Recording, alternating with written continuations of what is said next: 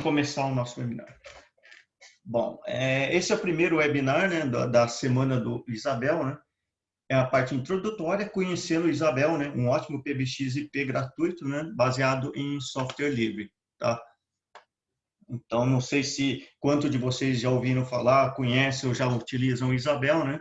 Na verdade, é um produto que muita gente acha que é um produto novo, né? Mas, na verdade, ele já tem uma história muito grande.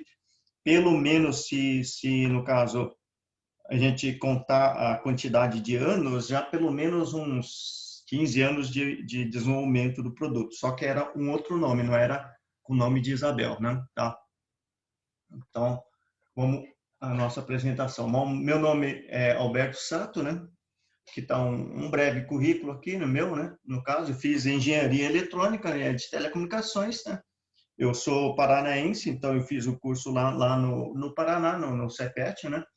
Trabalhei 11 anos de operadora de telecomunicações, no caso, antigamente chamado Telepar, virou depois Brasil Telecom, e agora é Oi, né? Então, CEO do Portal do Saber, né? Eu desenvolvi toda a parte do site do Portal do Saber, né? Então, na área de VoIP, tem mais de 17 anos de experiência, né? Foi mais ou menos 2003 que eu comecei a mexer com a parte de VoIP. Na verdade, dentro da operadora de telecomunicações, eu já tinha feito teste de voz sobre frame relay. A gente trabalhava muito com roteador Cisco, né? Então, em mais ou menos 1999 e 2000, nós fizemos um enlace e trabalhamos, criamos um circuito frame relay e trafegamos áudio, voz, no caso, em cima, né? Só que voz sobre frame relay não tem muito sentido, é só bom para a operadora, né? Aí depois, quando começou a surgir em VoIP, né? Aí eu já conhecia, tinha uma certa experiência ali no assunto, daí eu comecei a estudar bastante o VoIP, e depois Asterisk, Trixbox, Elastix e Isabel, né? Tá? Então eu já formei mais de 6.800 alunos, né, em diversas cidades do Brasil, praticamente quase todas as capitais eu já cheguei a ministrar cursos, né? Portugal, eu já fui 2 vezes em Portugal, né? Na verdade, eu ministrei curso em Porto, Lisboa e Aveiro, né? E eu fui 2 vezes para Angola também, né? Lá em Luanda, capital, para ministrar curso pessoal, né? E além, hoje em dia, é cursos em videoaulas, em AD, né? Que a grande maioria faz tudo em videoaula, ainda mais agora com a pandemia, tá? O pessoal já estava migrando para videoaulas, né? E agora o presencial praticamente, desde que começou a pandemia, só tem videoaulas, né? Então, eu fiz certificação, né? CCNA, que é a parte de Cisco, né? Depois CCNP. CCNA é bem básico, né? E CCNP, que na verdade é uma certificação mais, nível maior no caso. São 4 provas que você faz em 4 áreas distintas. Isso ajudou muito para eu ter uma base bem na parte de rede, parte de dados, toda coisa, né? E depois eu fiz o certificado do SE, que é o Elastic Certified Engineer, né? Que era a certificação do engenheiro do Elastix, né? Que eu adquiri, no caso, em Barcelona. Eu estava ministrando o curso lá em Portugal. Eu fiquei 2 semanas em Portugal, né? Próxima semana eu fui até Barcelona fazer a certificação. São 5 dias de curso, mais a prova, né? Depois voltei e ministrei mais uma semana de curso lá acho que foi em Lisboa, né? Tá? E depois eu fiz a renovação em Montevidéu, como o pessoal do Elastix tinha um encontro dos instrutores, né? Para fazer certificação no caso, do Elastix. Então eu fui junto com o pessoal lá, aí eles certificaram vários instrutores novos. Isso foi em 2015, né? Acho que março de 2015, né? Aí depois, em 2016, final de 2016, teve aquele questão da venda do produto Elastix para TCX, né? Tá. Então, aqui é a minha certificação do SE. Eu fiz já bastante palestra, 2 vezes no Campus Party, né? Ministrei praticamente palestra, acho que na época foi Isabel, Elastix Isabel, né? E mais de 6.800 alunos, que é algumas fotos da turma, tá? Bom, falar rapidinho sobre o Portal do Saber, né? Na verdade, é uma empresa de TI e Telecom, com mais de 18 anos no mercado, né? A gente sempre trabalhou com essa área de tecnologia. No início a gente trabalhava com PLC, né? Que é Power Line Communication, usava rede elétrica de transmissão de dados. Só não foi para frente naquela época, em 2001, 2002, que a gente já estava com essa tecnologia. Como não tinha regulamentação, então ficou mais de 10, 15 anos parado a tecnologia, senão o pessoal da área de energia ia entrar pesado na área de telecomunicações, por causa disso que acho que eles não quiseram regulamentar, né? Aí logo em seguida, em 2003, comecei a estudar bastante o VoIP, em 2004 conheci o Asterisk e desde então fui investir nesse mercado, né? O foco principal hoje da empresa aqui, do Portal do Saber, é Network Tecnologia, conectar empresas e gerar oportunidade de negócio, né? Então, PBX na nuvem, CFTV na nuvem, revenda da Vivo, nós somos parceiro da Vivo, da Claro, Embratel, a parte de licenciamento também, né? Então, tem a parte de treinamentos, né, da telefonia EP, presencial e AD, praticamente presencial agora já não tem, é mais tudo baseado em videoaulas, né? E o marketing digital de resultado, a gente tem utilizado bastante o marketing digital, pelo menos uns 5 anos que a gente já utiliza, eu tenho estudado bastante, uma área muito boa que toda empresa deve investir, né? Então, e tem alguns produtos nossos para as empresas aumentarem o faturamento, criarem um relacionamento com clientes, tá? Então, vamos falar em si da parte do Isabel, né? Então, eu vou fazer mais ou menos um histórico para vocês entenderem, né, como é que chegou no Isabel, né? Tá? Pode ser que muita gente não passou por toda essa transformação, toda essa mudança, né? Pode ser que a pessoa não tenha noção. Então, primeiro falar do projeto Asterisk, né, que é a base de tudo, tá? O projeto Asterisk, ele surgiu no final de 99, né? Eu coloquei 2000 porque é basicamente bem no final, na virada do ano. Começou o início do projeto. Quem desenvolveu foi tal do Mark Spence, né? Na verdade, ele precisava comprar uma central telefônica com diversos recursos, né? Só que ele não tinha dinheiro, né? Precisava gerenciamento de fila, URA, vários outros serviços, gravação das ligações. Como ele não tinha muito dinheiro, ele tinha uma empresa prestava serviço na área de redes baseada em Linux, né? Então, ele não tinha dinheiro até que ele teve a ideia, vou tentar desenvolver um software que faça esse tipo de gerenciamento. Foi assim que surgiu a ideia do Asterisk. Como ele já trabalhava em comunidade, software livre, então ele jogou o código na comunidade, o pessoal foi ajudando, contribuindo, e o projeto foi crescendo, tá? Então, o Asterisk, que é uma linguagem de programação, tá? Se você pegar o Asterisk puro, instalar, compilar dentro de um servidor Linux, praticamente o sistema não faz nada, né? Ele nem liga de um ramal para outro, né? Então, o que você tem que programar tudo, colocar um código para um ramal 1000 conversa com 1100 ou 1000 conversa com 2000, senão praticamente o sistema não faz nada. Então, é um pouco complexo para quem não conhece, tem que conhecer linguagem de programação para poder construir até uma central telefônica. Na verdade, ele tem recursos através de comandos, né? Mas o sistema em si não vem nada pronto, você tem que montar tudo, né? Via código.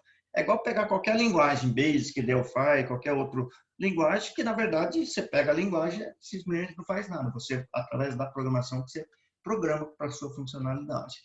É software livre, né? Código aberto, essa é uma grande vantagem, né? Que todo o código-fonte do Asterisk está disponível, todo mundo pode estudar, melhorar, se você achou um bug, você pode contribuir ou desenvolver uma rotina que você adaptou para alguma situação, né? Por isso que cresce muito o projeto. Existe pessoas contribuindo no mundo inteiro, né? Inclusive, o Brasil é uma das grandes comunidades, tanto de Asterisk como do Isabel, né? Então, utiliza diversos protocolos VoIP, né? Tem vários protocolos no mercado. Deixa eu ver o que o pessoal colocou. Linguagem de programação tipo Python, Java, Script, o David Souza colocou, né? Na verdade, o Asterisk ele tem uma linguagem própria dele, tá? É estilo desse tipo de linguagem, então, um pouco parecido com Basic também, né? Mas, na verdade, o que acontece? Você pode integrar com várias outras linguagens também o Asterisk, fazer uma interface de comunicação. Isso que é a grande vantagem do Asterisk. Você pode interligar com CRM, fazer um controle que... O pessoal inventa tudo, né? Você pode fazer... Eu já vi até um caso lá que, através do Asterisk, ele fazia controle, vamos supor, de irrigação de planta ou de um monte de outras coisas. Você começa a inventar um monte de outros sistemas, né? Tá? Então, a grande vantagem no caso do Asterisk, o software livre ou Linux, é essa, a versatilidade, né? No caso do Isabel, e somente com interface... Nesse caso, o Isabel é somente uma interface gráfica para o Asterisk. Isso mesmo, é uma interface gráfica. Se você quiser entender o que é um Asterisk e o que é um Isabel, é mais ou menos imagino que vocês mexeram, é como se fosse o DOS e o Windows, né? Tá? O DOS seria o Asterisk, o Windows seria o Isabel, tá?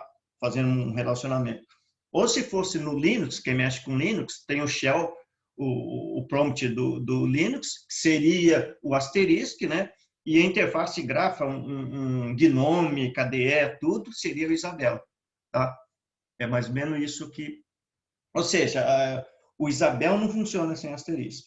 A base de tudo é o asterisk. O Isabelle, na verdade, você, através de configuração, ele gera um código e no caso, libera o código em asterisk, né? E depois ele roda, ele processa, tá? Não sei se alguém abriu uma câmera aqui. Acho que deve ser o Joaquim. Aí ele já desligou. Tá? Então, na verdade, é isso. Essa que seria a diferença, tá? O Isabelle praticamente é como se fosse o Windows e o Asterisk é o DOS, né? Tá?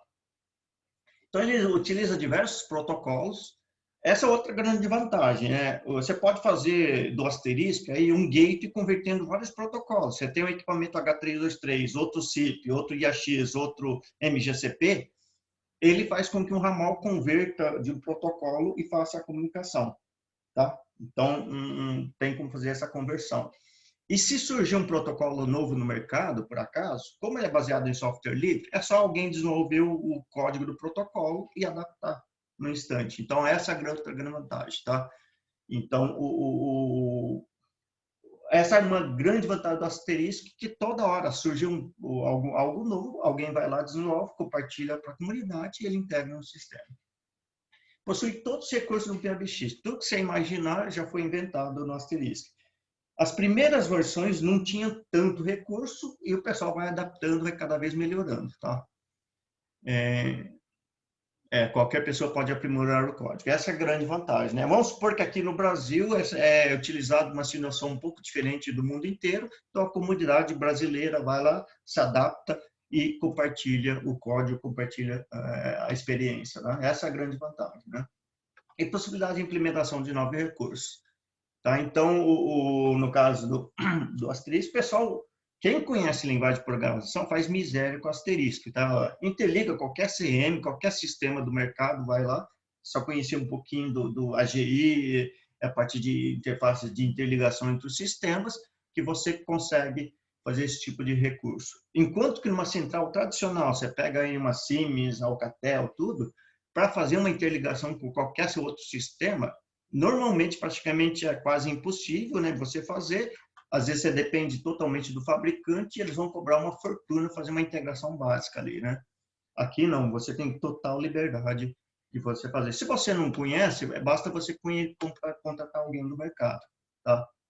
Então, essa é a grande vantagem. Você não está preso a nenhum fabricante. Basta você pegar um profissional que faça isso, ele vai cobrar muito mais barato do que qualquer fabricantes centrais tradicionais, né?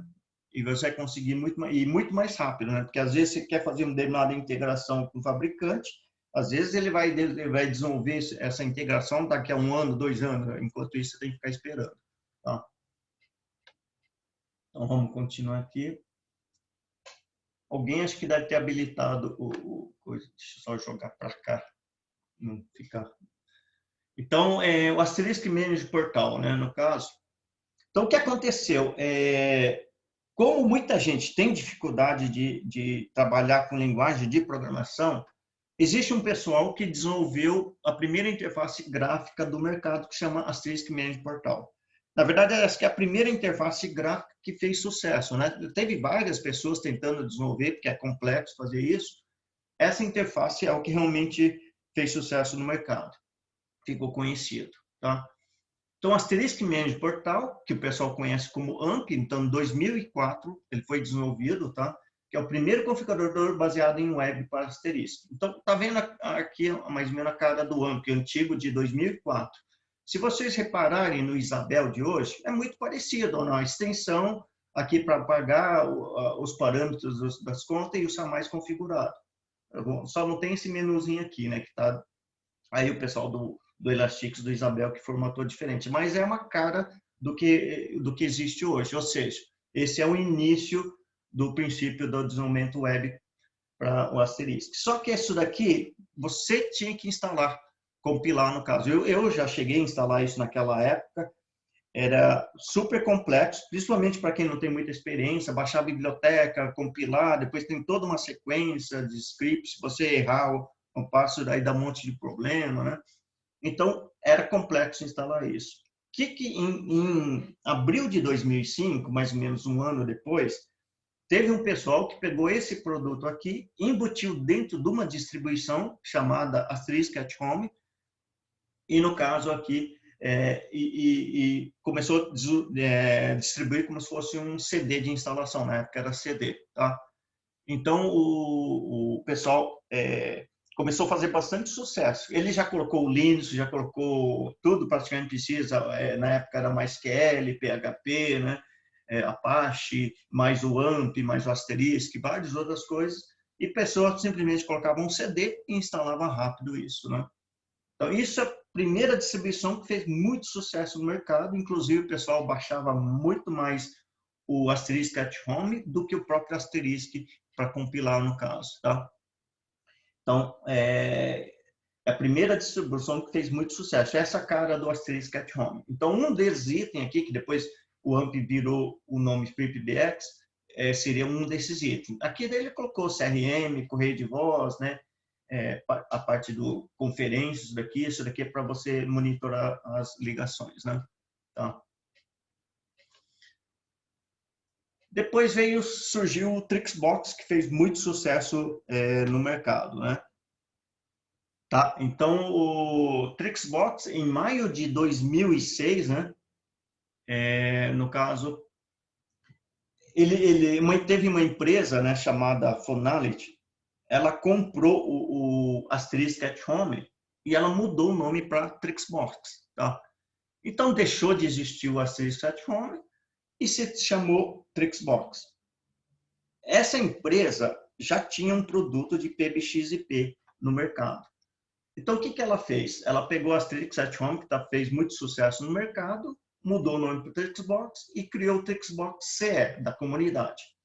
E tinha o Trixbox Pro, que é uma versão muito mais recurso, que era o produto deles, que eles queriam vender. Então, o pessoal que usava o CE queria mais recurso, pulava, migrava para a versão Pro.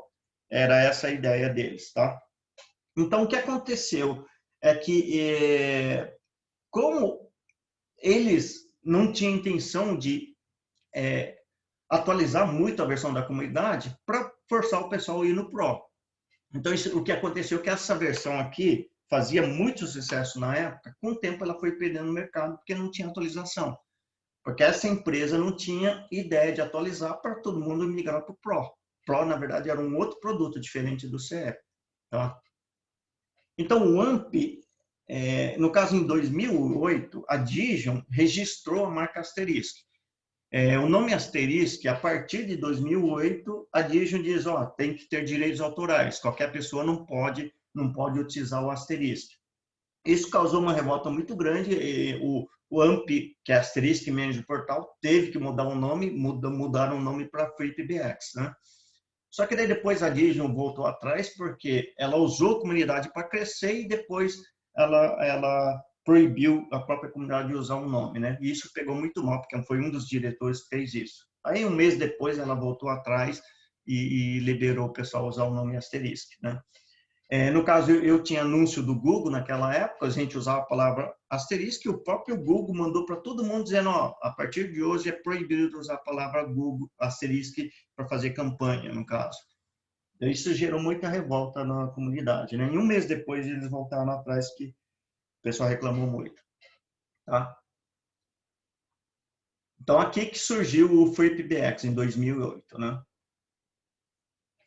Aí veio o pessoal do Elastix, né? O pessoal do Elastix, em março de 2006, a primeira versão do Elastix era somente interface de CDR. CDR, no caso, são as ligações efetuadas. Então, a primeira coisa que eles fizeram é montar um relatório, um modo gráfico, né, para ver todas as ligações, para ter o relatório das ligações efetuadas no sistema.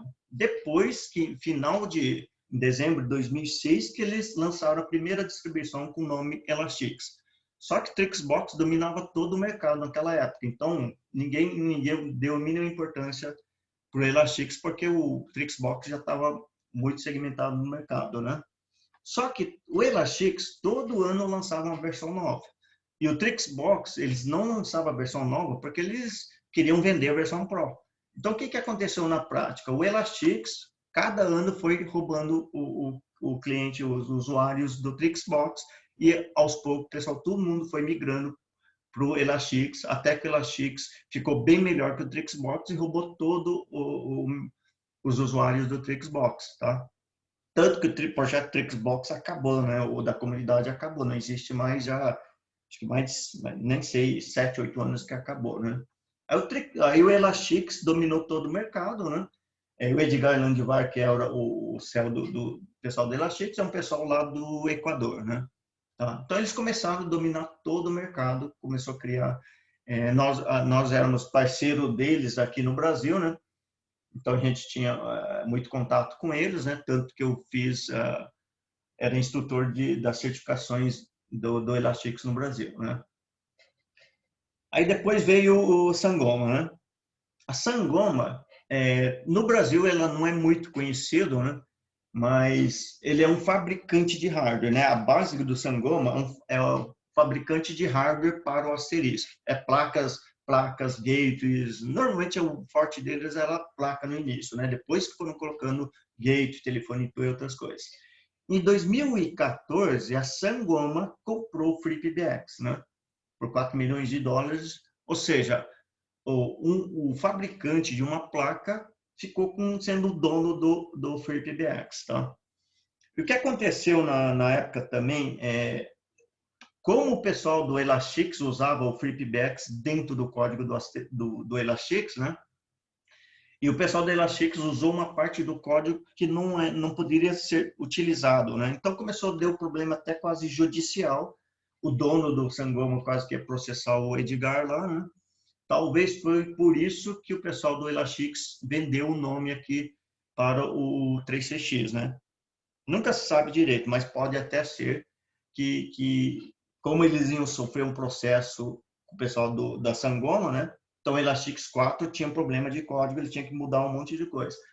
Aí, em dezembro de 2016, a 3xx, né? Não sei se vocês conhecem 3xx. 3xx, na verdade, ele tem um software de PBXIP, mas baseado, antigamente era do Windows, né? Só que é proprietário, não tem código-fonte, você não mexe nada, você tem que comprar licença deles e sair utilizando, né?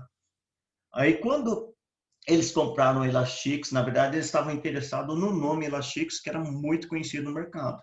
Então, a 3xx, que era desenvolvia software proprietário, começaram a vender como sendo o Elastix 5.0, mas tudo baseado em Debian, mas é software proprietário. Então, eles davam até uma licença limitada, mas depois de um certo tempo você tinha que começar a pagar a licença dele, né? Um ano ficava de graça por 8 canais, e se precisar de mais canais, você tinha que pagar, né? Então, muita gente abandonou o Elastix por causa disso, porque quem trabalha com software livre não quer saber de pagar, no caso, do software proprietário, né? Então, foi por causa disso que o Elastix acabou o projeto como sendo software livre, né? Virou 3CX, né? Em agosto de 2018, a Sangoma compra a Digium, né? Então, a Digium, na verdade, que é a empresa que está por trás do Asterisk, que detém todo o código, né? Que era do Mark Spencer, agora foi vendido para a Sangoma. Então, o Sangoma, além de ter os direitos sobre o código do Asterisk, também tem o FreePBX. Ou seja, é um produto que estão crescendo bastante no mercado, né? Tá? Mas só que eu, sinceramente, aqui no Brasil, acho que em muitos lugares, não faz muito sucesso o FreePBX, né? Eu já instalei uma outra vez lá, mas praticamente eu prefiro bem mais o Isabel. Por quê? Como tem a Sangoma por trás do FreePBX, então tem muita coisa do FreePBX, ela é integrado a hardware Sangoma. Então, se você vai usar hardware Sangoma, pode ser que seja um benefício do FreePBX, né? Só que aqui no Brasil não tem muito hardware Sangoma, tem outros hardwares diferentes, tem no caso a Comp, né? A Digivoice antigamente tinha, né? Tudo tal, tem a Liger é baseado da Digium, né? Então é compatível. Então, no Brasil não faz muito sucesso, quase pouquíssima gente usa, a grande maioria usa o Isabel, tá? Mas é assim que está o mercado, né? O Sangoma comprou o FreeBSD, Sangoma comprou o Asterisk. Então, não é bom o fabricante ser dono de um produto open source, que ele pode direcionar tudo para o que eles querem, né? Mas, infelizmente, aconteceu isso, né? Tá? Aí surgiu o projeto do Isabel, né? Como acabou o projeto do Elastix, então surgiu o Isabel. Isabel.org é tudo em relação à comunidade, Isabel.com é tudo em relação a produtos comerciais, tá? Quem quiser acessar, no caso, é só acessar aqui para baixar. Aqui é para baixar, fazer lista de discussão, fórum, tudo. É aqui para você comprar. Você quer comprar certificação, quer comprar algum produto, suporte, certificações, treinamentos, é tudo no isabel.com, né? Então, dezembro, no mesmo mês que acabou o Elastix, surgiu o Isabel, que é um fork do Elastix, é a continuação do Elastix, tá? Então, tudo que o Elastix faz, o Isabel faz e a tendência é cada vez melhorar e mudar os recursos, tá? Então, é a continuação do projeto, né? Ou seja, era o AMP, né, que virou Asterisk at Home, depois passou para a Trixbox, depois virou FreePBX, né? Elastix, né, passou para Elastix e agora é Isabel, tá? Então, essa é a evolução, ou seja, é um produto que já tem uns 15 anos no mercado, né? Apesar de praticamente no final de 2016, tá? 17, 18, 19, 20, menos de 4 anos, né? Mas, na verdade, o histórico dele é como se fosse uns 15 anos, né? Então, a união de empresários, de integradores, né? Todo mundo se uniu porque o projeto Elastix, muito conhecido no mercado, não podia parar. Então, eles resolveram dar essa continuidade com esse nome. Tá? Então, o objetivo é dar suporte, lançar versões novas, né? Então, logo em seguida, janeiro de 2017, já fizeram a adaptação. Aqui, na verdade, só trocaram um logo, coisa assim bem básica. Logo em seguida, jogaram no Elastix 2.5. A versão do Isabel 4, baseado no Elastix 4.0, só saiu em junho e veio com alguns problemas, e em julho já saiu uma versão mais corrigida no caso. Então, julho de 2017, aí que surgiu o Isabel 4, né? Eles podiam colocar até 4.1, 4.2 ou 5, alguma coisa assim, mas eles chamam tudo de 4, mas só que a única coisa que muda a data. Então, mais ou menos uma vez por ano, eles lançam uma versão, né? Então, outra versão teve em janeiro de 2018, né? Esse aqui como se fosse o de 2019, mas final de 2018 lançaram outra versão. E a última versão que tem é em janeiro desse ano, no caso. Tá? Então, mais ou menos uma vez por ano, eles lançam uma versão no mercado. Tá? Isso daqui, na verdade, é mais ou menos eu peguei lá onde o pessoal faz download do Isabel, né, um gráfico. O do Isabel teve 345 mil downloads, né? E o Brasil é o país que mais fez downloads do Isabel. 15% é o Brasil que fez download, ou seja, 53 mil downloads foi feito dentro do Brasil. Ou seja, é o país que mais utiliza disparado. O segundo lugar, eu acho que é a Colômbia ou o México, né? Porque o Isabel, o pessoal está no México, né? Mas tem um pessoal forte na Colômbia também. Se não me engano, tanto o México como a Colômbia fez mais ou menos em torno de 29 mil downloads, né? Que seria o segundo colocado. O Brasil quase o dobro no caso, né? Então, a nossa comunidade é bem mais forte. O Brasil já é conhecido como um país que é muito forte a parte de software livre, tá? O David, por isso que o fórum às vezes está em espanhol. Na verdade, o fórum, se você for perceber, acho que 90% de tudo que rola lá é quase só espanhol, né? Um pouquinho de inglês, quase nada de português, tá? É por isso, porque eles são do México. Então, na verdade, como eles são do México, daí vai o pessoal da Colômbia, o pessoal do Uruguai, da Argentina, todo o pessoal praticamente é espanhol. Nós que estamos isolados aqui em português, tá? Por isso que você não vê quase nada no fórum em português, né? Vê, acho que uns, não sei, 80%, 70%, 80% espanhol, um pouquinho de inglês, né? Quase nada de português, tá? O Miguel está falando, e a versão multitenant do Elastic? Então, acabou aquela versão do multitenant do Elastic. Existe uma versão do Isabel, que é multitenant, mas só que é diferente desse código livre, tá? É um produto pago, no caso. Tá? O Cação diz, sim, tem muito espanhol. Tive nessa comunidade, isso. Então, o Elasticsearch MT, Multitenant 3.0, não existe mais, né? Porque acabou o projeto, acabou o desenvolvimento, tá? Eles estavam desenvolvendo, em paralelo, tinha a versão 2.5 e tinha a versão 4. E a versão 3, que era Multitenant. No caso, acabou com o projeto, quando acabou o projeto do Elasticsearch, tá? Eu acho que pararam o código no meio lá e abandonaram, né? Tá? Então, Isabel, falar um pouco do Isabel, né? Distribuição de servidor de comunicações unificada, telefonia, fax, mensagem instantânea, e-mail, colaboração, tudo num único servidor. Então, essa é a ideia, pessoal, do Elasticsearch, né? Então, o Isabel herdou o conceito do Elasticsearch, né? Então, é software livre, né? GPL2, você pode copiar, distribuir, modificar livremente, sem problema de direitos autorais, não precisa pagar nada. É código de aberto, né? Distribuído como imagem ISO, né? Então, normalmente tem uma versão ISO, você baixa lá, a partir do ISO você faz a instalação, ou pode instalar via pendrive, tem uma instalação via rede também, tá? É baseado no Linux, né? O CentOS, tá? Então, o sistema operacional é Linux, a versão é do CentOS. Tem a versão asterisca, aí depende da versão que você vai instalar do asterisca, né? Tá?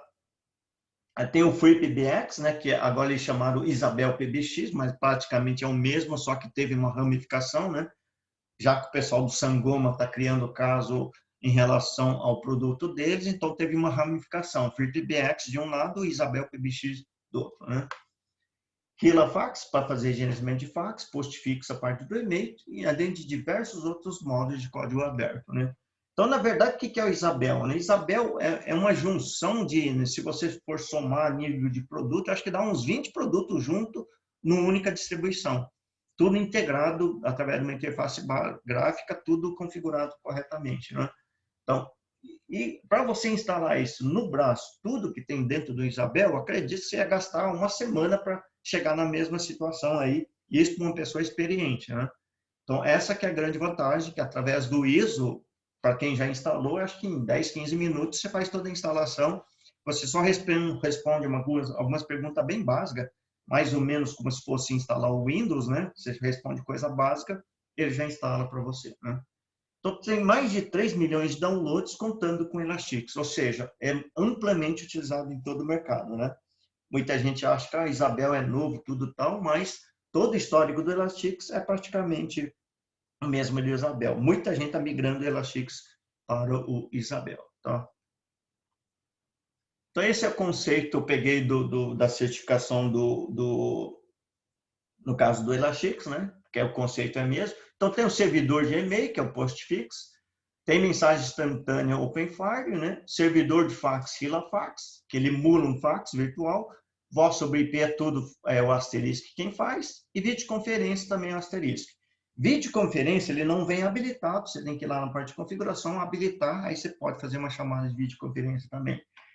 O conceito deles é mensagem unificada, ou seja, todos esses serviços, diversos serviços, tudo interligado entre si. Tá?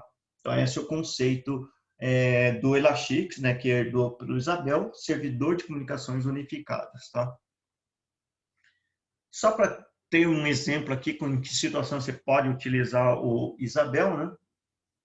Então, aqui vamos supor que você tem um servidor, né, o teu servidor. Se você colocar duas placas de rede, você pode até colocar um firewall, né, restringindo a área externa, né, que está direto na internet aqui, né, e o firewall bloqueando o pessoal que vem de fora, e tem rede interna onde estão os teus ramais. Então, um ramal pela internet, através da internet, você pode autenticar dentro do teu Isabel, ou ramais internos autenticando, tá? Nessa situação, você tem que proteger bem aqui, porque senão você vai sofrer um ataque, tá? Na prática, isso não é recomendado, porque como o Isabel ele ativa muitos serviços, ele abre vários serviços. Então, se um desses serviços tiver algum bug de vulnerabilidade, ele vai entrar por esse bug, por essa vulnerabilidade, capturar o servidor e fazer um estrago. Então, o correto é, na frente aqui, você colocar um outro servidor ou ter um firewall, protegendo tudo, para depois chegar no teu Isabel, tá? O firewall pode ser um pfSense? Pode ser. Na verdade, o firewall tem que fazer um serviço de firewall para simplesmente você proteger aqui. O Luan falou, IP fixo com VPN seria uma boa opção. Isso, vamos supor. Se você põe um VPN, aí você mantém segurança, porque você vai fazer um tunelamento, no caso, né, do teu ramal ou de um outro servidor, passando pela internet, ninguém da internet vai perceber, você praticamente vai ser como se você estivesse dentro da rede interna. O VPN seria, ou seja, vai aumentar consideravelmente a segurança. Tá? Inclusive, é recomendado usar VPN, senão qualquer pessoa pode capturar esses dados e pegar os dados da tua ligação. Como o SIP, protocolo SIP, ele é muito fácil, bem vulnerável, né? Então, quanto mais se proteger, é melhor. Se você pegar um ramal IAX, vai ser muito mais difícil a pessoa capturar essa ligação, os dados também, porque o IAX é bem mais protegido, tá? O SIP não. Tá? Então, dependendo da situação, você vai... O ideal é colocar um VPN, colocar um firewall, tem o Border Access Controller também, dá para você colocar. Então, tem várias técnicas para você aumentar a segurança. Se você pegar um Isabel, colocar, não proteger direito, pode ter certeza, em menos de um dia ele vai ser invadido, tá? Então, pode ter certeza. Se você não proteger bem, ele vai ser invadido. Muita gente já foi invadida, já perdeu muito dinheiro por causa disso, né? Então, além disso, você pode colocar uma placa de E1 aqui, ou pode ser um gateway, né? E1 é uma tecnologia que você pode fazer até 30 ligações simultâneas para a rede de telefonia fixa, tá? Ou se você quer interligar, nesse caso aqui, com uma central tradicional, você pode pegar a porta FXO, interligar com o ramal, aí você faz com que um ramal na IP aqui consiga falar com o ramal analógico ou vice-versa, né?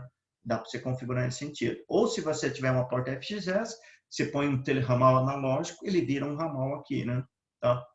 Ou você pode fazer, aí depende muito desse aqui. Nesse caso aqui, pode ser um gate com porta FXO aqui nesse lugar aqui poderia colocar essa porta FXS. Então, aí depende muito de cada situação, né? Tá? Aí você vai adaptando conforme a necessidade. Deixa eu ver o que o pessoal colocar. Coloca um microtik, o microtik também vai fazer a questão aí de segurança, firewall, tudo, né? Roteamento, tudo, né? Mas a ideia do firewall é só nesse modelo das conexões que vem de fora. Isso, né? Você proteger o pessoal da internet para não invadir dentro do teu servidor ou invadir a tua empresa. Qual é a diferença do ramal VoIP para o analógico? O Davi está perguntando. Então, o que acontece? Ramal analógico ramal analógico é aquele tradicional que você está acostumado ali, que é um telefone comum, né, que custa 20, 30 reais, tá? Ou seja, ela não tem nada de IP nele, né? Aquele é o ramal analógico. Ou seja, ele simplesmente não tem controle de nada. Ele obedece conforme a sinalização, que na verdade são tensões e frequências, ele obedece. Um ramal IP é tudo baseado em IP, no caso aqui, né? Nesse caso aqui um telefone IP. Então, na verdade, ele conecta na rede TCP/IP aqui, tá? Essa é a grande diferença. Ele tem toda a inteligência nesse caso. Pode ter correio de voz, pode fazer um monte de outros reencaminhamento de ligação, um monte de outras coisas, conferência, um monte de outros serviços, tudo baseado na rede IP aqui. Essa é a grande diferença, tá? Aqui poderia ser um ATA, poderia ser um telefone IP, tá? Um softphone dentro de um computador também, tá? Ou um softphone dentro de um celular também, tá? Vamos continuar aqui. Então, isso daqui é uma ideia de interligação. Você pode pegar um ramal aqui, sair por um provedor VoIP, fazer ligação para qualquer lugar do mundo através da internet, ou eu posso vir aqui, pegar essa ida E1 e falar para a minha rede pública aqui. Tá? É uma ideia de utilização. Tem vários outros cenários, você vai adaptando conforme a sua necessidade, tá? Então, aqui é uma interligação de matrizes e filiais, né? Tá? No caso aqui, você tem uma matriz, você vai colocar um servidor Isabel, você pode interligar com outro Isabel aqui, através da internet, eles vão conversar entre si. Ou seja, esses ramais aqui vão falar gratuitamente para esse pessoal aqui, com essa interligação. Aqui é questão de você proteger, colocar um firewall, fazer um VPN, entre a matriz e filial, aí você aumenta muito as partes de segurança, né? Gasta mais processamento, vai gastar mais banda, mas você aumenta a segurança. Então, tem sempre os prós e contras, tá? Então, aqui tem residência, para colocar um ramal na residência do diretor. Hoje em dia, praticamente todo mundo usa smartphone, então você baixa um softphone gratuito, configura o softphone, o teu celular vai virar um ramal dessa central telefônica aqui, como praticamente todo mundo tem acesso à internet, então o teu celular vai virar um ramal praticamente da tua central, você pode viajar o mundo inteiro, você vai conectar com a tua empresa. Então essa é uma outra grande vantagem do mundo IP, né? Tá? Além de você comprar um telefone IP, um ATA, você pode usar o seu próprio softphone dentro do teu celular, do smartphone, tá? Então você pode fazer essa interligação, eu posso pegar um ramal daqui, ir até numa filial e capturar uma linha daqui e fazer uma ligação local para cá. Então tem várias maneiras de você configurar isso e fazer com que você economize bastante essa parte de ligações, tá? Basta você entender um pouco o processo, configurar direito e você vai conseguir fazer interligação de monte. Ou outra possibilidade, vamos supor que esse daqui é uma outra empresa. Você conversa direto, o teu funcionário conversa direto com essa empresa. Então, você faz uma interligação entre esses dois servidores. Os dois vão conversar o dia inteiro de graça e não paga nada, né? Basicamente, o acesso à internet. Então, essa é uma outra grande vantagem. Você pode compartilhar ramais, fazer entroncamento com várias outras empresas e todos eles vão conversar de graça entre si. Tá? Então, a característica, né, do PBX-IP Isabel, né, então, é baseado em software livre. Né? Então, a grande vantagem do software livre é que você praticamente tem um código de fonte. Né? Ninguém tem um direito sobre aquilo, está sempre disponível, você pode pegar o código, se você descobriu algum erro, você fez a adaptação para uma situação diferente que você precisou, você compartilha, normalmente todo mundo compartilha o código, né? Aí fica o código disponível para todo mundo, eles vão analisar o teu código e se achar interessante, eles vão incluir na próxima versão do Asterisk, do Isabel, do produto em si. Então, essa que é a grande vantagem do software livre, a evolução é muito rápida, porque cada um tem uma necessidade diferente. Então, em vez de um grupo desenvolver para tudo, cada um desenvolve o seu, compartilha o código, cada um vai adaptando a sua situação. Né? O Gaudêncio colocou, nesse caso, com IP público, o que é um ATA e como se procede na rede? Então, o que acontece aqui, ó, deixa eu tentar colocar a situação. Vamos supor que eu tenho esse Isabel.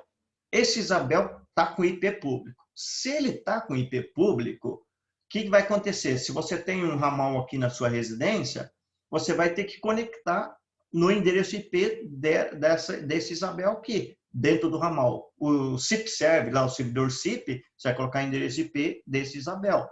Então, ele vai autenticar nesse servidor. Aí, esse servidor sabe que você é um ramal, nesse caso, vamos supor que seja o meu. Tá? Se ele não tivesse IP público, vamos supor que aqui está o NAT. Né? Então, esse IP phone vai ter que autenticar nesse IP do NAT, né? E esse roteador vai ter que fazer um reencaminhamento para esse servidor aqui, dizendo, ó, todo que vier da porta 5060, reencaminha para esse IP aqui, que seja um IP interno. Tá? Então, depende muito da situação. Aí, se tiver IP público, é bem melhor, porque praticamente você põe IP público direto, não precisa colocar nada de regra no roteador. Se não tem IP público, é rede interna, você vai ter que autenticar nesse roteador aqui, colocar esse IP público desse roteador, fazer reencaminhamento de porta até chegar aqui. Então, pode ser que dê algum problema. Tem prós e contras. A vantagem disso, esse servidor está protegido, tem um IP interno. Se tem o IP externo, vai ficar muito mais fácil, vai gerar muito menos problema para autenticar, mas em compensação, como ele está IP público direto na internet, então ele vai sofrer um monte de ataque do mundo inteiro. Então tem prós e contras. Se você proteger bem, não tem problema. Agora, se você não protegeu bem, colocou IP público aqui, se você não protegeu bem, pode ter certeza, em menos de um dia você vai ser invadido, o pessoal vai... Vamos supor que você interligou com uma linha telefônica que faz ligação internacional. o hacker vai entrar no teu servidor, disparar milhares de ligações internacional, até você descobrir, vamos supor que demorou um dia para você descobrir que o hacker entrou, pode ser que eles já fizeram milhares de ligações internacionais, né? Tá? Já vi muita situação, pessoal, aconteceu isso na prática, tá? Então, tem que proteger aqui, porque senão vai ser invadido, tá? Deixa eu ver aqui, tem uma análise interessante, certo? Mas com firewall bem protegido pode ser. Isso, você tem que... É que aqui, a questão do firewall, você pode comprar um melhor firewall... opa, tem uma pessoa esperando lá, deixa eu liberar aqui. Você pode comprar o melhor firewall do mundo, né? Mas não vai resolver porque o firewall, o que realmente determina se o firewall é bom são as regras que você vai colocar no firewall, né? Porque não existe um firewall que se adapte em toda empresa, não existe isso, né? Tá? Então, o que você vai liberar no firewall? Eu vou liberar, vamos supor que você pega o melhor firewall do mundo e vem o usuário lá e libera todas as portas. Então, para que vai servir aquele firewall? Não serve para nada. Então, na verdade, você tem que ter um firewall, lógico, com um bom, tudo tal, mas daí você tem que saber liberar as portas corretas. A base de um firewall bom, o que é? Protege tudo, ou seja, tudo é bloqueado e só vai liberando o essencial, tá? Então, esse é a base do firewall, né? Então, está precisando liberar a porta tal, então vai lá e libera só aquela porta. Então, tem várias técnicas para você proteger bem, né? Nesse caso, o NAT tem sua vantagem. Então, o NAT fica mais protegido que primeiro vai ter um firewall fazendo o NAT aqui, para depois cair interno. É a situação que vocês colocaram ali, VPN. O VPN melhor ainda, porque eu estou saindo daqui através de um VPN, ou seja, é um túnel, passando pela internet. Como ele é um túnel, todo mundo que está na internet não consegue enxergar o meu tráfego aqui, porque ele está criptografado. Então, desse ponto até esse ponto, é tudo criptografado. Então, apesar de estar passando pela internet, ele está criptografado. Então, ninguém consegue ver. Então, é uma segurança muito melhor. Tá? Se você quer aumentar o nível de segurança, põe VPN também. Tá? Só que aumenta processamento, tem prós e contras, né? Talvez poucas ligações é uma coisa. Imagina um volume muito grande de ligações, pode ser que comece a degradar a qualidade, outras coisas. Tem que balancear, no caso, cada situação. Por isso que é um pouco complexo isso, porque depende muito quantidade de ligações, se você, questão de segurança, se vai ter roteado ou não, se tem NAT, quais são os equipamentos, se são compatíveis, que protocolo, que código que você vai usar. Então, são vários parâmetros. Se você configurou um deles errado, pode ser que comece a gerar um monte de problema. Tá? Então, VPN é ótimo para quem vai fazer interligação pela internet, recomendo usar VPN. Tá? Alguém colocou a largura de banda contratada também. Isso. O que acontece VoIP, eu não coloquei nada de slide em relação falando sobre o VoIP, porque o VoIP ele é um tráfego, não sei o nível de vocês na área de TCP/IP, mas é tráfego UDP, né? O DP, na verdade, ele não faz checagem de erro, não faz retransmissão, nada. Na verdade, vamos supor que você está perdendo bastante pacote por algum motivo, está congestionado, alguma outra coisa. Como o VoIP não faz retransmissão, na prática vai acontecer. A pessoa vai falar, perdeu o pacote, picota a ligação. Então, se você está na internet congestionada, com má qualidade, começa a picotar bastante a ligação. Então, isso significa que a rede de dados de internet não está boa, está congestionada. Então, o que você tem que fazer? Se contrata uma internet melhor, ou com maior banda, ou faz QoS, tem várias técnicas para melhorar a qualidade. Então, se você instalar um VoIP, um Isabel em qualquer situação, pode ser que as ligações fiquem com péssima qualidade. Vamos supor que você está numa empresa, você está fazendo uma ligação, está ótima ligação. De repente, começa a falhar direto. Por que aconteceu isso? Porque vamos supor que um funcionário lá viu um filme lá de 5 GB lá e ele resolve baixar o filme de 5 GB dentro da empresa. Quando você vai baixar um filme gigantesco, vamos supor que seja 1 GB ou 5 GB, durante todo o período do download, ele consome 100% da banda. Então, o VoIP para de funcionar, começa a picotar. Então, o que você tem que fazer? Você tem que pegar, reservar a banda. Não, se alguém baixar ou fazer um download grande, reserva 1 mega, 10 mega aí para VoIP, e o restante pode usar. Isso é o tal do QoS. Se você fizer isso, aí melhora bastante a qualidade da ligação. Não, o download não vai influenciar na qualidade. Se você não fizer isso, outra possibilidade, contrata um link só para VoIP e um link só para o pessoal navegar na internet. Aí você resolve esse problema de download, tá? O Marcelo falou em instalar um SBC, né? Alterar as portas default, usar certificado no aparelho. Então, tem várias técnicas, no caso, para você aumentar a segurança, tá? Então, é tudo questão de nível de... Vamos supor, 5060 é a porta padrão da sinalização SIP. O que o hacker faz? A primeira coisa que o hacker faz, ele testa a porta 5060, se ele responde ou não. Se ele responder, de cara ele já sabe que é um servidor VoIP, é um produto VoIP, está trabalhando com VoIP. Tá? Então, se é 5060, então o próximo passo, ele vai tentar hackear isso. Porque vamos supor que ele passou por 1000 servidores. Um deles respondeu a porta 5060. Então, ele vai atacar essa porta. Vamos supor que você mudou a porta padrão 5060 para 10 mil, vamos supor 50 mil. Tá? O hacker nunca vai rastrear todas as portas, ele vai rastrear só as conhecidas. Então, se tem um 5060 de alguém, ele vai hackear aquele servidor e não o teu que está usando a porta 50 mil, vamos supor. Dificilmente o hacker vai testar se na porta 50 mil é VoIP ou não, porque ele é um chutômetro, né? Vai perder muito tempo. Então, ele vai hackear aqueles que usam a porta padrão. Tá? Então, são maneiras de você dificultar um hacker. Tá? Cacá mata o boi do 5G do filme, tá? Isso mesmo que eu queria dizer. Essa porta pode ser modificada? Isso. A porta pode ser modificada. Na verdade, TCP e IP, tudo pode ser modificado, né? Igual a porta 80, né? Porta 80 é padrão do HTTP, né? Então, se você quiser mudar para 8080, uma porta alta, você vai lá e modifica, tá? Então, se você não modificar, todo mundo sabe porta 80 HTTP. Ou seja, se ele quer hackear através desse protocolo, se ele achou um bug, alguma coisa, ele vai hackear fácil. Agora, se você mudar a porta HTTP, agora eu não vou usar 80, vai ser 8010, qualquer coisa assim. O hacker jamais vai testar se o 8010 é um HTTP, porque ele vai perder muito tempo. Então, ele vai atacar somente quem está usando a porta 80 no HTTP. Então, são técnicas que você quer aumentar a segurança. Então, várias técnicas disso. A senha não pode ser pequena, pode colocar um monte grande. Então, tem várias técnicas que você pode proteger. Tá? Então, tudo pode ser modificado. Então, vamos continuar aqui. Tem uma grande comunidade no Brasil e no mundo, tá?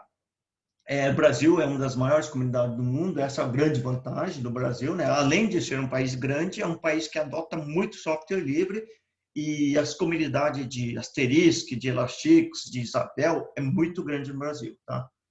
E sempre tem atualizações de novas funcionalidades, então é um projeto que não está parado, né?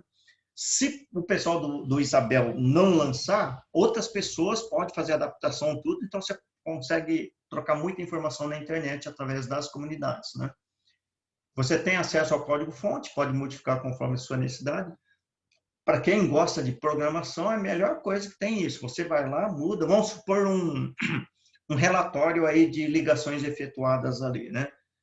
Vamos supor que você chegou à conclusão que tem 3 campos lá que você nunca usa, mas está faltando 2 campos ali para mostrar. O que você faz? Você vai lá no código, modifica, tira aqueles campos que não interessam e põe o campo que você quer.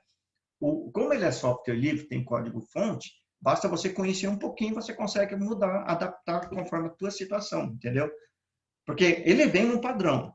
Como, vamos supor, o padrão pode não agradar todo mundo. Em alguns casos precisa estar o item, em outros casos não tem necessidade. Então, você pode fazer isso, né? Tá? Essa é uma grande vantagem. Produto estável, né? Eu coloquei bem configurado, porque o produto é estável. Se você configurou direito, não cometeu nenhum erro, tudo, vai funcionar muito bem. Lógico que depende de um monte de fatores, qualidade do hardware. Você não vai instalar um Isabel em qualquer servidor aí que pode dar um monte de problema, né? Então, você tem que colocar um hardware bom, ver se ele é compatível com o CentOS. Toma todos esses cuidados, questão de memória, tudo tal. Se você colocar um bom hardware, instalou o software, configurou bem, praticamente não vai dar problema para você, né? Tá? Então, ele é um produto estável, tem muita gente utilizando e funcionando muito bem, né? Tem muitos casos que não funciona, mas o problema não é do produto, o problema é de quem configurou, pegou qualquer servidor, jogou lá. Então, tem várias situações que vai dar problema nele, né? Custo baixo de implementação, né? Porque é baixo porque o software é gratuito, tá? Ou seja, o software é de graça. Então, basta você comprar um hardware, seria um servidor. Nas pontas, se você não quiser gastar dinheiro, usa softphone. Tem softphone para Windows, para Linux, para Mac, tem para celular. Tem várias situações, dependendo. E aqueles casos que precisa algo com qualidade, você compra um telefone IP, um ATA, um gateway. Então, ela se torna uma solução muito barata, né? Tá? Tem muita gente, às vezes, usando até o Isabel, o Elastix, em casa mesmo, criando uma centralzinha para se comunicar com as pessoas de casa, tá? Deixa eu ver o que o pessoal escreveu, né? Porta 24, é lógico. Isso, essas portas podem ser planeadas. O microchip seria o quê? Microchip? Na verdade, antigamente tinha um projeto, Micro Elastix, eu acho, que era, na verdade, é como se fosse um Elastix, mas para você instalar em hardware de com pouca memória, com pouco processamento. Existia um projeto disso. Eu não lembro se era Micro Elastix que eles chamam, eu acho que era. Era um projeto, vamos supor que você tem um hardware muito limitado, com pouca memória, pouco tal, aí tinha um projeto desse, eu acho que foi descontinuado, tá? Tem algum local que podemos consultar a lista de hardware homologados? Fui instalar um servidor com disco WD de 1 tera e não identificar o preciso instalar em disco. Aí, na verdade, você precisa ver em relação ao sistema operacional, tá? Pega o CentOS aí, você pega o CentOS, acho que você deve estar usando a última versão 7, e vê as máquinas que são compatíveis com o CentOS. É muito mais em relação ao sistema, no caso operacional do Linux, tá? Ou se não for compatível algum hardware, aí você tem que pegar um driver para ficar compatível, para trabalhar bem, né? Luan Softphone, não sei, ele só escreveu Softphone. José, não era um problema de controladora que é mais comum, ele simplesmente não encontrava. Ah, tá, isso. Aí coisa específica, às vezes é problema até de BIOS, tem que fazer atualização de BIOS, né? Aí pode ser um monte de coisa, tá? Eu uso o softphone chamado Microchip Softphone, tá? É que softphone tem bastante, né? O Zoiper, que é um dos mais conhecidos, tem iPin, tem um monte de outras coisas, né? Alguém sabe de um softphone grátis que bom de mexer? Então, eu acabei de falar o Zoiper, né? Não sei se todo mundo conhece, vou colocar aqui Zoiper, né? Eu gosto muito do antigo X-Lite lá, né? A versão 3.0, que era bem levezinho, tem até portátil ali, porque as versões novas ficam muito pesado, né? Eu não... o pessoal dizendo 3X, tem vários no mercado, se colocar, tem bastante gratuitos, né? Tem alguns pagos, daí tem o G729, que economiza mais banda, né? Então, de fato, existe uma forma, o Inaelso, não entendi. Deixa eu ver. Isso, também tem software da Microchip, tá? Acho que existe uma forma, uma porta UDP, sabe? Existe uma forma. Eu não entendi o que o Inasco. Existe uma forma, uma porta UDP? Não sei, não entendi. Zoip, né? Tá, 3xx também é bom. Gateway. O Grand Stream, né? No caso, o Wave é o melhor, né? Tá. O disco de 1 tera funcionava na máquina do Windows, quando outras distros Linux acham instala, mas o CentOS na instalação não rodava. Nem testei rodar um boot com CentOS puro, mas achei muito estranho. Não, então, o que acontece em relação ao Windows e Linux, às vezes o Windows tem muito mais drive que Linux, no caso, né? Às vezes o pessoal faz hardware muito mais compatível com Windows, que sabe que a grande maioria vai usar Windows, né? Então, às vezes, pode acontecer isso, tá? Aí, na verdade, aí teria que pegar um pessoal que conhece um pouco mais do sistema e, às vezes, só fazer alguma atualização, alguma coisa ali que que vai fazer reconhecer, no caso, o hardware ali, né? Pode ser até, talvez, atualização de BIOS, alguma outras coisas aí, tá? Mas isso acontece já. Alguns casos funciona bem no Windows, depois você vai lá no Linux e para de funcionar, tá? Achei também algum fórum, um outro com o mesmo rolê, e o cara indicou que era o disco, troca o disco que vai. Troquei, foi muito estranho. Isso foi ontem.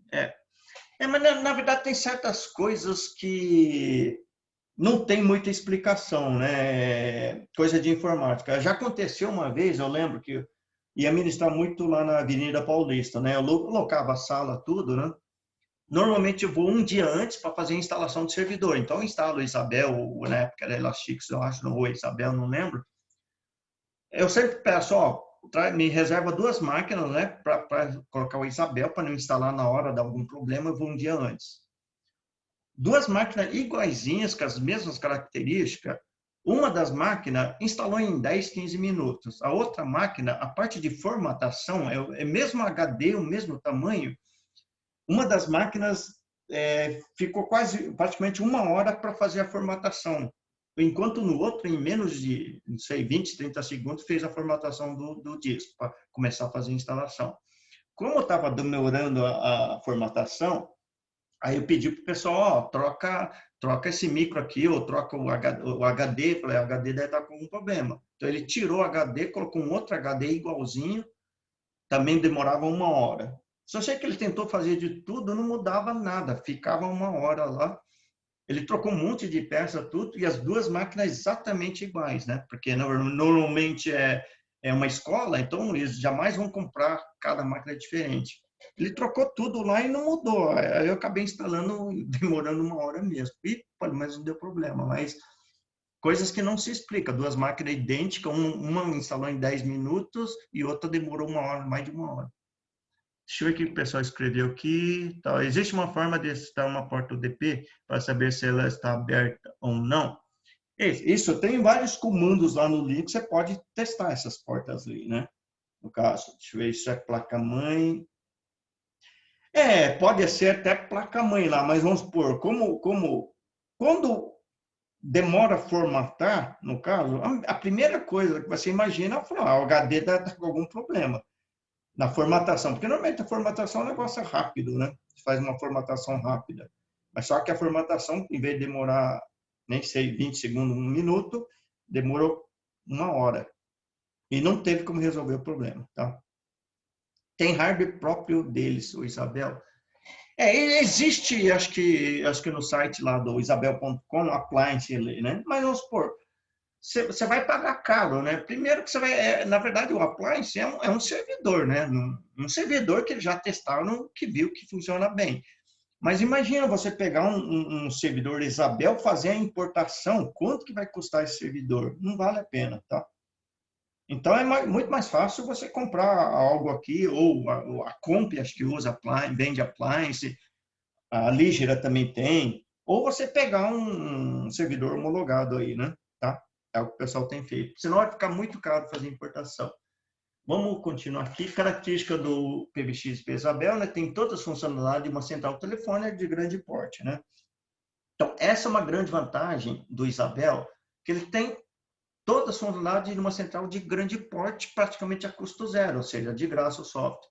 Então, gerenciamento de filas, você pode criar quantas filas você quiser, não paga nada por isso. URA, quantas URAs você quiser, quantos níveis de URA você quiser, tá? Então, basicamente é um software, né? Então você não gasta nada. Gravação das ligações, você pode programar, grava todas, só algumas, você pode gravar em tempo real, você digita uma sequência de comandos, aí ele começa a gravar a partir daquele instante, digitou novamente, ele para de gravar. Então tem várias situações, regras que você pode criar as gravações, né? E vamos supor, no call center, pode programar para gravar tudo, né? Interligação matriz filiais, que eu já comentei, né? Praticamente você vai fazer ligações tudo gratuitos. Relatórios de ligações, tem vários relatórios. Existe um módulo de call center que é gratuito também, que você pode instalar, ele vira um call center, né? Ou seja, soluções de call center que custam uma fortuna. Aqui, praticamente, qualquer empresa pode ter um call center funcionando muito bem, né? Gerenciar usuários, nível de usuários, né? E muitas outras funcionalidades. Não coloquei aqui, tem conferência, DAC, callback, tem DISA, tem praticamente tudo que você imaginar. Tem, e aquilo que não por acaso faltou, você pode, através de código, desenvolver. Tá? Então, isso aqui é a grande vantagem. Então, praticamente não tem limite, né? Isso. Deixa eu ver, é verdade. No Panorama, você paga uma fortuna para usar o servidor dele. Isso, tá? Como o NetState. É isso, NetState, no caso, para ver as portas abertas, né? Posso contratar uma central Isabel online. Isso, você pode pegar uma máquina virtual e tem, às vezes tem data center já preparado por Isabel, você pode instalar lá. A única questão é aquilo que comentei, protege bem ele para não ser hackeado, né? Tá? Tem muita gente colocando o Isabel na nuvem, né? Única coisa, a diferença é que o Isabel ele não foi projetado bem para a nuvem, no caso, né? Mas muita gente está colocando lá, porque hoje em dia está tudo virtualizado, você pode colocar lá. Se fosse multi-tenant, na única instalação você ia colocar vários clientes, mas como ele não é, então para cada cliente você tem que colocar um Isabel, né? Tá? Como dimensionar o hardware do servidor com base no número de ramais que eu quero ter uma gravação habilitador? E o DNAI, né, no caso. Isso daí é uma pergunta que todo mundo faz, mas é complexo responder, porque depende de vários parâmetros, tá?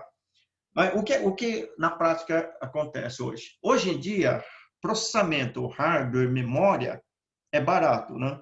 Ficou muito mais barato, porque quem usava Asterisk Elastix há 10 anos atrás, memória, 1 GB de memória custava uma fortuna. Hoje é mixaria, no caso. Como é Linux, não usa pouca memória, tudo tal, o processamento também é bem otimizado, você consegue, você não vai gastar muito dinheiro mais em relação a isso. Então, é melhor você ter até mais processamento sobrando, que vai estar ligações com folga, né? Agora, se você vai fazer muita gravação da ligação, tradução entre codecs, compactação, um monte de outras coisas, isso vai consumir mais hardware. Se você não usar isso, aí um hardware básico já funciona, já tem. A lógica depende muito da quantidade de ramais. O que realmente determina é a quantidade de ligações simultâneas, não quantidade de ramais, né?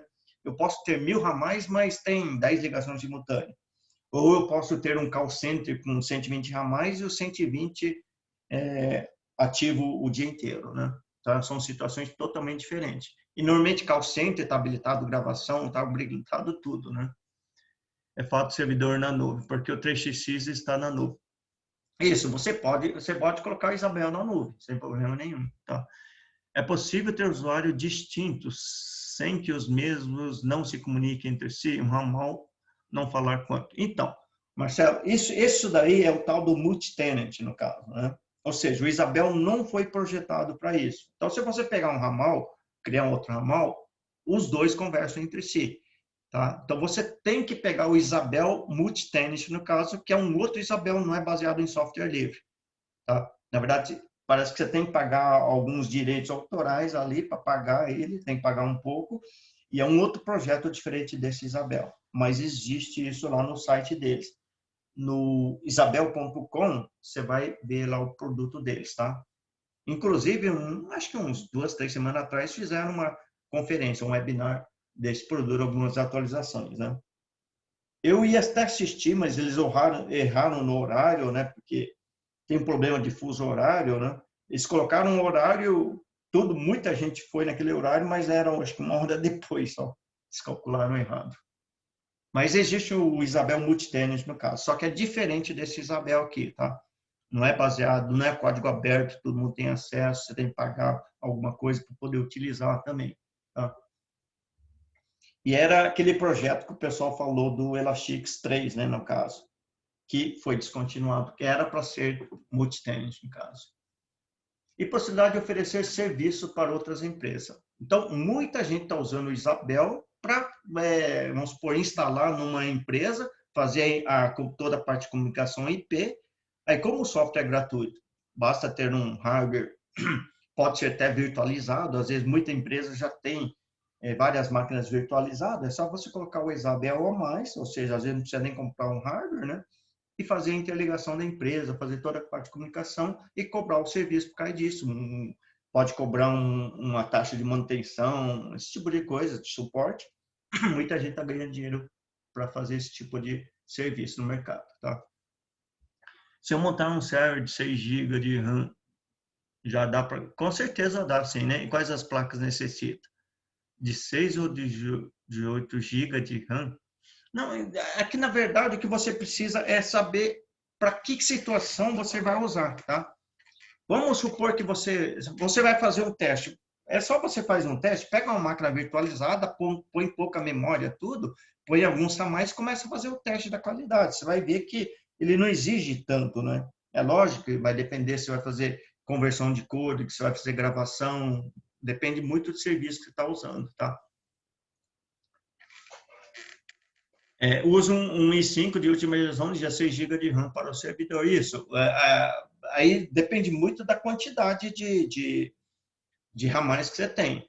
Existe até aqueles hardware minúsculos, o pessoal tem usado até nesse tipo de hardware, né? Tá? Aqueles hardware minúsculos para servidor de 45 pessoas, né? Sim, eu usava chipeira, tá? Então depende muito da utilização, tá? Então, com o tempo, você vai colocar um certo servidor, você vai ver que o memória lá e processamento está quase no zero ali, né? Então, na verdade, você colocou muito mais hardware do necessário. Só que hoje em dia também não está tão caro o hardware. Então, às vezes, é melhor você colocar mais do que a menos e começar a falhar a ligação, tá? Vamos continuar aqui. Existe uma parte de doações que eu coloquei aqui, né, para ajudar o projeto também. Então, doações para desenvolvimento de novas funcionalidades, né, via Patreon, tá? Então, aqui está o endereço, né, quem quiser contribuir, aqui tem $2 por mês, $5 por mês, $10, 50 e 200, né? Depois eles veem o que você tem direito aqui, ou eles vão divulgar a marca de vocês, ou alguns têm um pouco mais de benefícios, né? Existe Isabel Guru, no caso, alguns módulos aqui, acho que é $100, se não me engano, não lembro direito.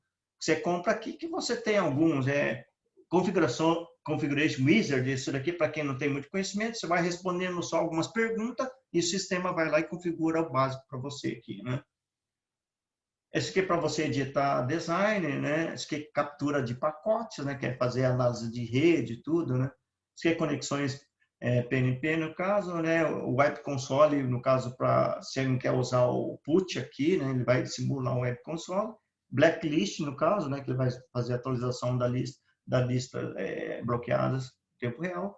É autenticação em 2 fatores, né? Alguns módulos a mais que eles desenvolveram e você ajuda o projeto também para eles lançarem versões novas, né? Lá também tem, acho que se não me engano, acho que o projeto PJCIP ali também, que quando chegar a $500, eles vão desenvolver a versão nova. Tem o projeto do Call Center, fazer a atualização do Call Center também, que é um outro projeto que eles querem fazer atualizações, tá? Então, é bom para o pessoal ir contribuindo para ter versões novas ou com mais recursos, né? Cada vez mais crescer o projeto, tá? Bom, os próximos webinários aqui, né? Dia 19, amanhã, no caso, né? Diferença entre Isabel e Asterisco, vou dar uma visão geral, quais são as vantagens e desvantagens, né? Dia 20 é visão geral dos principais funcionários do Isabel, para você ver um pouquinho o que realmente pode fazer o Isabel. Na segunda-feira, dia 23, 7 motivos para você oferecer o PBX EP Isabel para aumentar o seu faturamento. Como é que você pode ganhar dinheiro com esse produto? No dia 24, como trabalhar com contextos customizados, né? Contexto customizado é quando você quer colocar permissões no ramal, né? O ramal pode fazer ligação interurbana, outro não pode, ele pode usar tal recurso. Isso que é o contexto customizado. E do dia 25, na quarta-feira, entendendo e utilizando corretamente as regras de descarte. Regra de descarte é algo complexo, é bom você estudar bem isso para você criar as regras corretas para ter o acesso correto em cada tronco de saída, trocar operador, isso daqui é algo importante isso, né? E tem como Black Friday na semana que vem, né? Tem um link aqui, no caso, depois eu vou postar para vocês aí, deixa eu ver se eu pego aqui o link.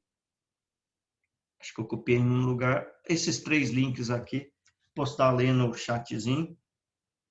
Deixa eu ver, cadê o meu mouse aqui? Quem quiser participar, semana que vem, no caso, é só preencher ali entrar no grupo, vai ter uns combos com até 90% de desconto, né? Então, esse é o que eu tinha que falar por hoje. Deixa eu ver o que o pessoal escreveu.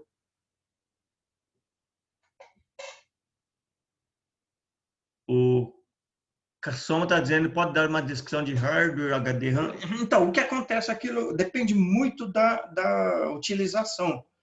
É mais ou menos isso que você está pedindo, é mais ou menos o que eu pedi. Dá para você colocar uma especificação de um notebook para mim, né? Basicamente, eu só passo essa informação. Aí você não vai saber descrever, porque se eu quero o notebook só para navegar na internet, usar Word e Excel, é uma coisa. Se eu falo para você, não, eu quero usar para AutoCAD, para CorelDRAW, para Photoshop, tudo, é outra coisa. Agora eu digo, não, eu quero usar direto para joguinho do último tipo. Aí é totalmente diferente. Ou seja, se você não me dizer várias características, que recurso você vai usar, não tem como você especificar. Às vezes um notebook com 4 GB de memória, às vezes ela vai atender a pessoa, não vai gastar muito dinheiro e tal. Às vezes a pessoa compra com 16 GB de memória, com placa aí de alta, com processamento gráfico, tudo, e a pessoa só quer navegar na internet. Ou seja, está jogando dinheiro fora, né? O Olavo está dizendo, tem um Core 2 duo de 3 processadores e apenas 4 GB de RAM e roda call center com 30 chamadas. Então, é aquilo que eu falei, ó. Ele está usando um call center, 30 chamadas simultâneas e com essa configuração normalmente atende uma grande maioria dos casos, tá? Ou seja, se você jogar 16 GB, vai estar sobrando memória adoidado, né? Porque o Linux, quando você instala o Linux ali, ele não tem interface gráfica, não tem KDE, não tem GNOME, nada. Isso que consome memória. Na verdade, tem interface gráfica, mas na verdade é Apache, então HTTP. Então, isso daí não consome nada. Então, memória é muito pouco, né? Tá? Processamento também, Linux é bem otimizado. Essa é boa, sim, nos dá mais ou menos características de hardware por pelo menos 300 usuários. Isso. É que aquilo que eu comentei, a questão não é quantidade de 300 usuários, é quantas ligações simultâneas. Isso é o que chama, tanto que a pessoa, Olavo, colocou até 30 chamadas simultâneas, ele colocou. Então, nesses 30 chamadas simultâneas, pode ser 300 usuários. Vamos supor que 10% usam ao mesmo tempo. Tem muita gente que às vezes você põe um telefone IP na mesa do usuário, que a pessoa faz 1, 2 ligações por dia, ou seja, não consome nada, é como se fosse um ramal morto. Agora, um ramal para um call center, normalmente ele fica o dia inteiro no telefone. Tá? Deixa eu ver aqui, pessoal. Qual a configuração ideal para atender 370 ramais? É mais ou menos o que depende muito das funcionalidades. Este ainda não tem preço no como. Isso, na verdade, o preço do como, você tem que preencher o formulário, somente no dia 25 eu vou divulgar o preço, o link, no caso lá, que tem todos os preços dos combos, tá? Lá no grupo. 370 a mais é muita coisa, hardware tem que ser forte. É que aquilo, depende se você vai fazer tradução de protocolo, tradução de código ou não, se é gravação, é um monte de fatores que muda, tá? A vantagem hoje é que o hardware está barato, no caso. Agora subiu um pouco o dólar, né? Mas vamos supor, perto de quem usava 10 anos atrás, você tinha que, no caso, economizar no hardware. Hoje em dia, até que não precisa tanto, não é um custo tão alto. No mínimo, i7 de ultra geração. Até no final da palestra eu consigo montar um servidor. Isso, na verdade, não é nada tão difícil assim, Isabel, né? O Master Digital, HD tem 1 tera, não roda. Testei em 2 máquinas ainda ontem e não identifica. Troquei com tera, 2 máquinas porque pareço HDD incompatível. Fazendo curso completo, colega. Ok. Usa uma máquina para o servidor e outra máquina para Fire do servidor. Isso. A melhor coisa é isso. Separar um servidor do Isabel e um servidor para Fire, tá? Por quê? O Isabel, ele levanta muito serviço. Então, quanto mais serviço ativo, maior probabilidade do hacker entrar, né? Por isso que põe um servidor só de Isabel, um servidor só de Firewall. O Firewall não vai levantar nenhum serviço, então praticamente vai ser muito mais difícil o hacker invadir Firewall. Para iniciar, pode ser de 4 GB RAM. Eu sou dessa hipótese bem. 4 GB de RAM é muita memória, no caso, para Linux, né? É lógico que depende muito do que você vai usar, né? Uso tanto o pfSense quanto a VPN, isso. Questão de proteção, vale a pena fazer VPN. Então, o que é chamado simultâneo que conta assim, pois é o que eu gasto de banda. Tá, ok. Para quem já não vai gastar com PBX, pagar uma máquina boa, vale a pena, porque tem que entender que Asterisk, no geral, tem que ser comparado com Cisco ou Avaya. Assim, ele oferece tudo, por muito menos. Tem que ser que comprar Intelbras, que é isso. Na verdade, o que acontece o hardware vai depender muito, vamos supor, da qualidade do teu serviço, né? Se você pegar um servidor, uma máquina aí que está sobrando e colocar lá, lógico, pode até funcionar, mas vamos supor, a probabilidade para aquela máquina é muito maior do que você comprar um hardware já próprio para isso, né? Tá? Então, tem que colocar algo de qualidade, não vai pegar um hardware, montar você mesmo tal e colocar lá com qualidade não muito boa. Então, isso vai aumentar o problema de travar, que vão travar. E o que acontece? Se você vai colocar numa empresa que tem 30, 50 a mais e parou o servidor, imagina o caos que vai ficar. E você gasta 6 horas aí para levantar o servidor, ou colocar de volta, ou colocar um backup e tudo. É 6 horas de telefonia que a empresa parou, né? Se for um call center, é o maior caos. Então, tem questão de alta disponibilidade que você pode fazer, aí você tem que conhecer um pouco de Linux também, espelhamento, tem várias técnicas aí que, se for uma situação que não pode parar em nenhum caso, aí você tem que conhecer um pouco parte de Linux, um monte de outras coisas para fazer isso, alta disponibilidade. Tem várias técnicas para fazer isso, tá? Então, se você colocar um servidor lá e não se preocupar com backup, um monte de outras coisas, um dia vai parar e vai gerar um maior caos, né? Eu uso Isabel para falar com os técnicos em campo. O bom é que se estiver dentro da rede, não precisa da internet para falar isso. Ajudou muito isso. Agora, quero aprender a integrar a operadora nele para ligar para números normais. Ok. Basta você pegar uma conta de um provedor VoIP, autenticar lá, criar um tronco e uma rota de saída. Basicamente isso. É bem simples, não é nada tão difícil. Tá? Bom, alguma outra dúvida? Agora que eu já vi que já são 8h20, né? Tá? Isso que é a parte inicial, básico, né? Amanhã, daí, depois aos pouquinhos, eu vou colocando mais informação sobre a parte do Isabel, tá? Eu, em Angola, posso contratar um provedor VoIP daí do Brasil? Pode. Na verdade, o provedor VoIP você pode contratar de qualquer lugar do mundo, basta ter. É que o pessoal de Angola, parece que vocês não usam muito cartão de crédito, né? Porque no meu caso, meu cartão de crédito é internacional, eu posso comprar de qualquer lugar do mundo, mas parece que o pessoal de Angola, acho que não. Muitas pessoas que eu fui vender curso, eles não tinham cartão de crédito para pagar, aí ia via PayPal ou algum outro jeito, né? Usamos sim, mas está mal este tempo. Ah, tá, show de bola. Não podia ter mesmo, assim, andam cancelado, tá? Então, mas dá para você. E agora que eu vi que tem uma pessoa para entrar aqui, agora que nós estamos terminando, não, tá? Então, não sei se vocês têm alguma dúvida a mais, alguma coisa assim. Na verdade, eu esqueci até de falar que está sendo gravado, né? E eu vou colocar daqui a pouco lá no nosso canal do YouTube, tá? Aí eu vou mandar o link para vocês, quem quiser assistir depois, quem perdeu ou quem quiser revisar, vai estar dentro do nosso canal do YouTube. Não podia ter mesmo, se ando cancelando. Manda o link. Isso, eu vou mandar o link lá no grupo e eu acho que eu mando um e-mail também pro pessoal, tá? Nem todo mundo entrou naquele grupo, aí eu vou mandar via e-mail também, tá? Na teoria, o Isabel não tem necessidade de configurar os arquivos na configuração do Asterisk na mão. Isso. O Isabel faz praticamente, acho que 95% automático para você. Aí você não precisa mexer no arquivo de configuração. Se você quiser mudar alguma coisa, aí você tem essa liberdade para mudar os arquivos lá do Asterisk, tá? Manda os links pelo WhatsApp. Isso, eu vou mandar lá no grupo do WhatsApp, tá? Por exemplo, você manda um e-mail para um de cada vez, ou os e-mails vai automático. Ah, tá, o David está perguntando. Não, na verdade, o e-mail vai automático, tá? Ou seja, na verdade, é uma plataforma de marketing digital que eu uso, né?